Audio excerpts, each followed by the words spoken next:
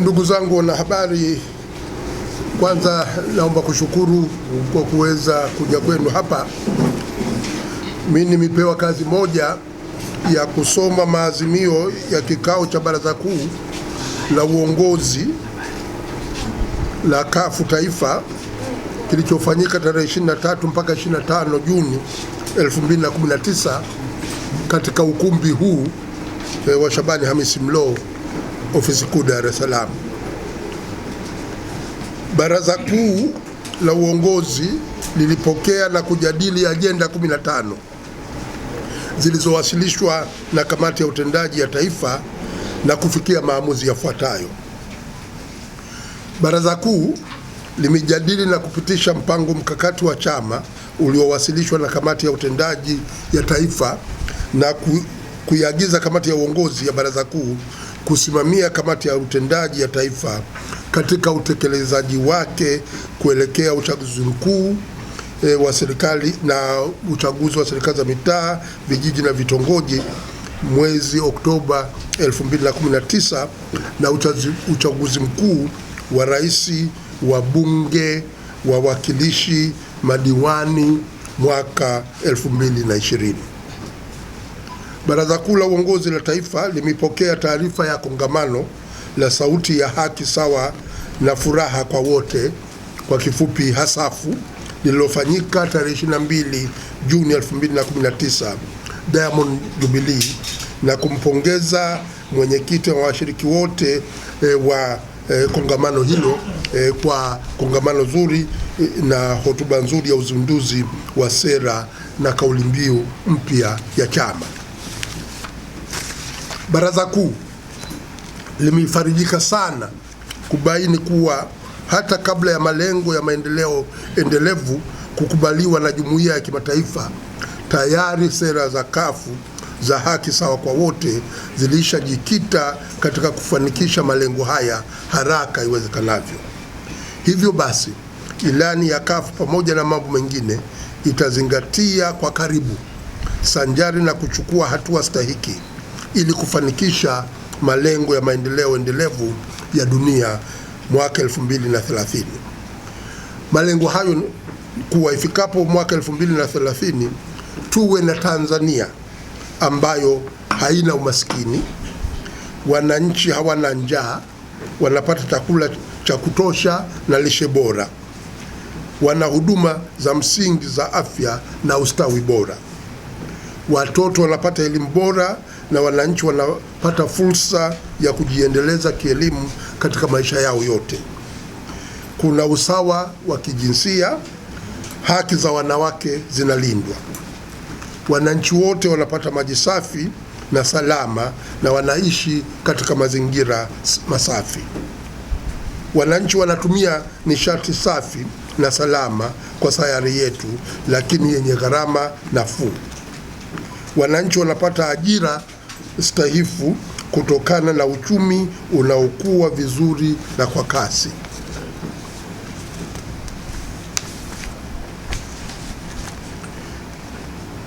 Inaendeleza viwanda vya kisasa, inachochea ubunifu na inajenga miundombinu yenye kukidhi haja. Inanyanyua pato la mwananchi kwa kasi ili kupunguza tofauti za mali na vipato kati ya wananchi. Inaendeleza miji bora kwa vigezo vya kisasa. Ina matumizi na uzalishaji wenye kukidhi mahitaji ya kiuchumi ya wananchi wa Tanzania. Imechukua hatua za kuhusisha na kulinda mazingira. Inalinda uhai na wa viumbe wa majini kwenye mito yetu, maziwa na bahari. Inalinda uhai na viumbe wa juu ya ardhi, misitu, wanyama na viumbe wengine. Ina amani, haki, furaha na taasisi za kiutawala zilizo bora na imara. Inashirikiana kwa karibu na jumuiya ya kimataifa kufikia malengo haya. Sera ya haki sawa na furaha kwa wote inasisitiza uwekezaji kwenye rasilimali watu. Afya, elimu na ujuzi wa watu ni lengo la kufurahia maisha, lakini pia ni nyenzo ya kukuza uchumi na kuongeza kipato. Uwekezaji wa rasilimali watu unaanza kwenye afya na lishe ya mama mjamzito. Lishe ya mtoto katika siku zake 1000 akiwa ndani ya mimba ya mama mpaka anafikisha miaka 2 hadi 3 ni kipindi muhimu sana. Hivi sasa nchini petu hapa watoto wa chini ya umri wa miaka 5 wana udumavu, wana tatizo la kukosa lishe bora, wana udumavu. Ukiwatazama ukiuliza miaka yao, wewe unadhani wana miaka 4, kumbe mtoto ana miaka 7, kwa sababu ya kukosa lishe bora. Na hili ni jambo zito, kwa sababu wataalamu wa mambo ya watoto wanatueleza na wanasisitiza mtoto toka akiwa katika mimba ya mama yake mpaka anafikisha miaka 2-3, kipindi hiki ndicho ambapo anajenga kinga ya mwili, immunity, uwezo wa kujikinga na maradhi unajengwa wakati huo. Anajenga maungo yake, na kila muhimu zaidi pia ndipo anapojenga ubongo wake. Mtoto akikosa lishe bora ndani ya mimba ya mama yake na katika miaka 2 ya kwanza ya maisha yake, basi anashindwa kujenga ubongo kama inavyostahiki. Kwa hiyo hiki ni kipindi muhimu sana, na utakuta kwamba kina mama wajawazito wa Tanzania asilimia 40 hawana damu ya kutosha, wako anemic, hawana ile lishe bora, hawana damu ya kutosha, na hii inaathiri watoto wanaozaliwa. Kwa hiyo ukizungumzia haki sawa kwa wote, na hii sera ya haki sawa na furaha kwa wote hasafu inaanzia haki mtoto akiwa kwenye mimba ya mama yake mpaka anazaliwa, apate elimu nzuri kama ya chekechea, apate elimu nzuri ya msingi, apate elimu nzuri ya sekondari, apate mafunzo mazuri ya stadi mbalimbali, akienda chuo kikuu apate elimu bora, apate ujuzi aweze kujifunza katika maisha yake yote, apate kazi hizo bora, na mtu anapokuwa mzee aweze kupata hifadhi ya uzeeni. Teknolojia imebadili soko la ajira. Kazi nyingi hivi sasa zinaweza kufanywa na roboti. Ili uweze kujiajiri au kuajiriwa, inabidi kuwa tayari kujifunza stadi mpya. Elimu bora ni ile inayomwezesha kijana kujifunza katika maisha yake yote. Katika hali tunayoingia hivi sasa, zamani mtu ilikuwa ni kwamba ukiajiriwa unafanya kazi kwenye shirika moja, kampuni moja mpaka unastaafu. Lakini hata hivi sasa walioajiriwa hata katika nchi zilizoendelea, unakuta kwamba teknolojia inavyobadilika na makampuni yanabadilika. Wataalamu wa soko la ajira wanaeleza kwamba asilimia 40 za ajira katika miaka 10, miaka 20 ijayo hivi sasa hazijulikani, kwa sababu zitakuja katika utaratibu ulio mpya. Nyewe wenyewe hapa mna vijana siku hizi mko katika mitandao. Mambo ya mitandao mimi wakati niko chuo kikuu yalikuwa hayapo. Hata nilipokuwa chuo kikuu Marekani, masuala ya mitandao yalikuwa hayapo. Makampuni ambayo hivi sasa yanaajiri watu wengi, makampuni hayo yalikuwa hayapo, yamekuja kuzaliwa miaka 10, miaka 20 iliyopita. Vile vile Baraza Kuu limesisitiza kwamba wazee waweze kupata pensheni ya kupata alau huduma za msingi, hususan chakula, malazi na tiba.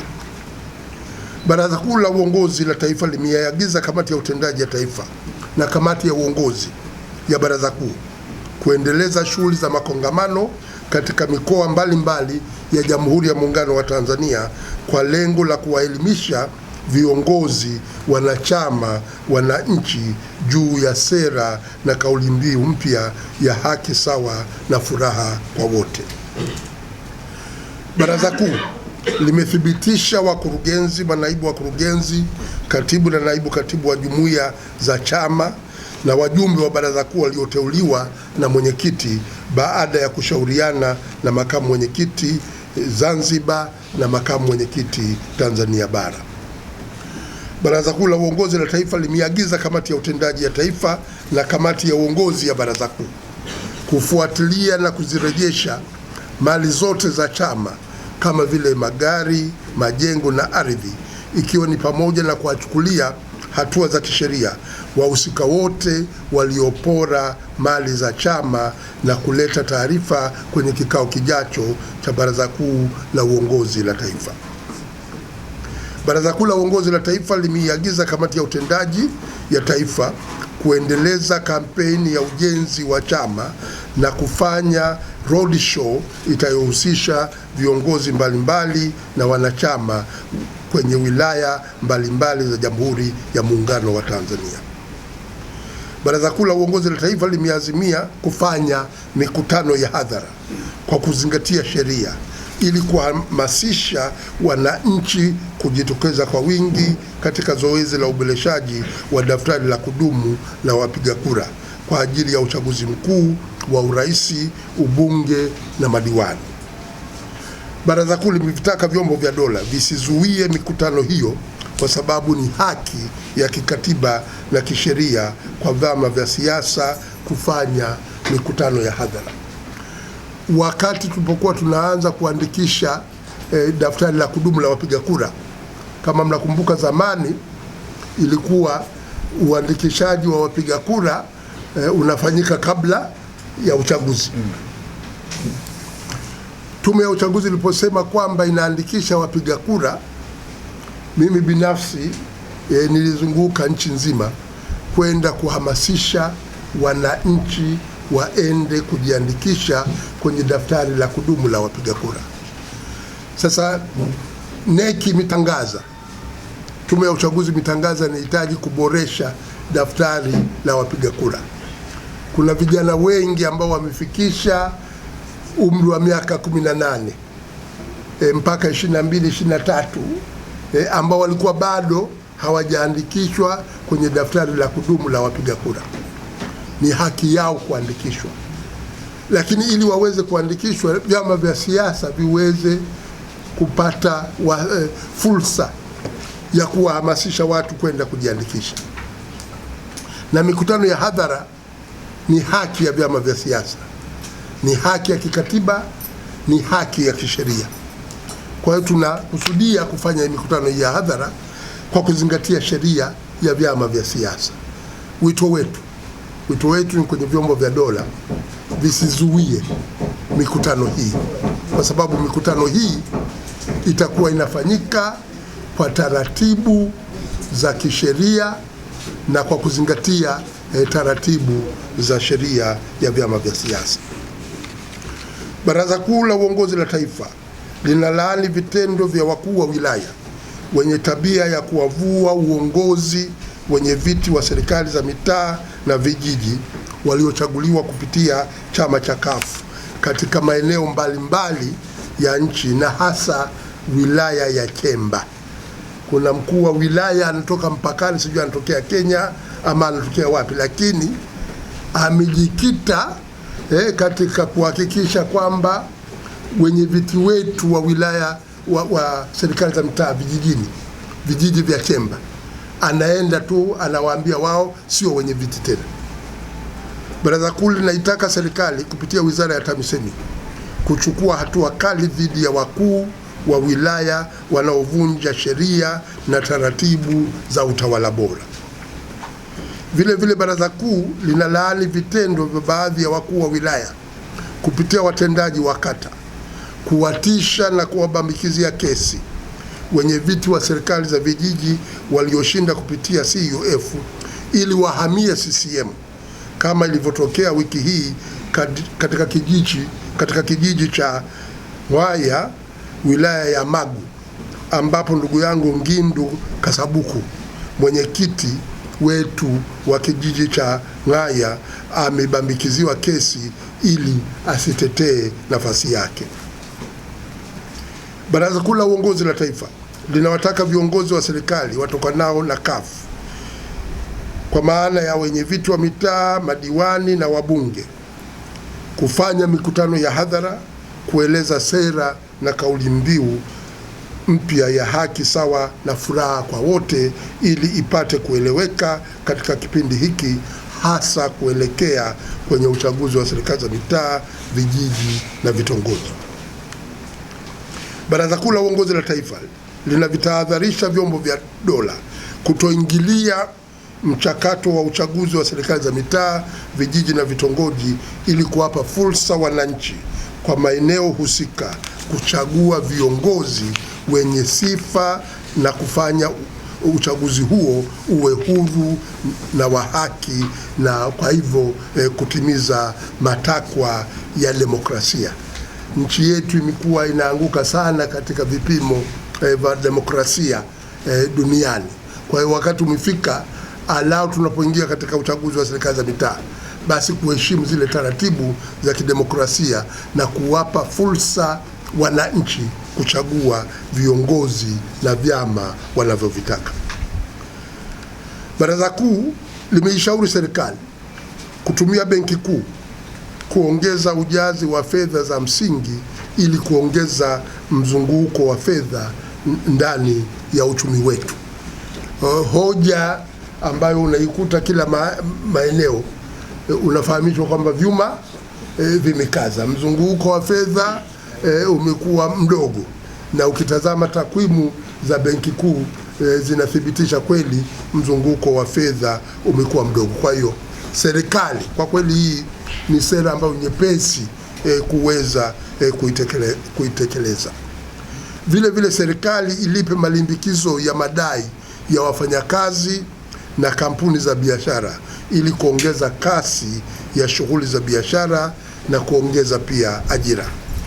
Serikali walipe wakulima wote wa korosho, ikiwa ni pamoja na wale ambao korosho zao ziliharibika baada ya kununuliwa na serikali.